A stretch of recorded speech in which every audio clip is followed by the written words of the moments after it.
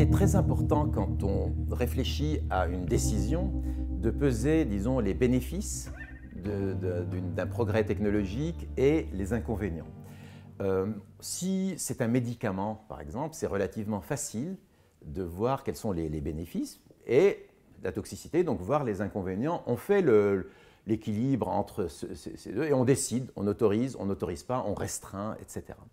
Bon, c'est un peu plus difficile parfois quand ce sont des produits qui sont diffusés dans la nature pour des raisons, disons, économiques, de production, mais qui peuvent avoir un effet sanitaire. Mais là aussi, on peut peser un tout petit peu les bénéfices économiques potentiels ou de progrès potentiels par rapport à risque et essayer de limiter les risques et de prendre des décisions dans ce cadre-là. Mais souvent, on est obligé de les limiter, c'est-à-dire de donner la priorité à la santé ou à l'environnement, à la préservation de l'environnement, et de prendre des décisions de limitation.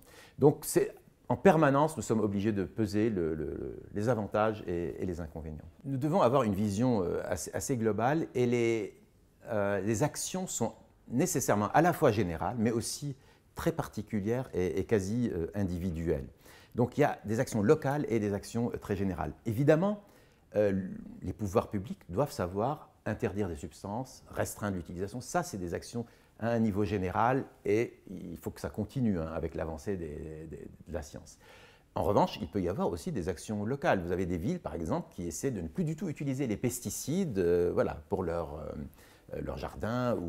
Voilà. Donc il faut aussi… Voilà, et ça marche. Vous avez des villes qui restreignent la circulation et c'est très bon pour l'atmosphère. Vous avez aussi des individus qui disent « Bon, moi, je vais essayer de privilégier, je vais regarder ce qu'il y a ce qui est marqué sur le produit, essayer de privilégier en permanence là où il y a moins de sel, moins de sucre, là où c'est peut-être plutôt bio, etc. etc. Donc il y a une démarche à avoir, surtout pour des populations qui peuvent être plus fragiles que d'autres.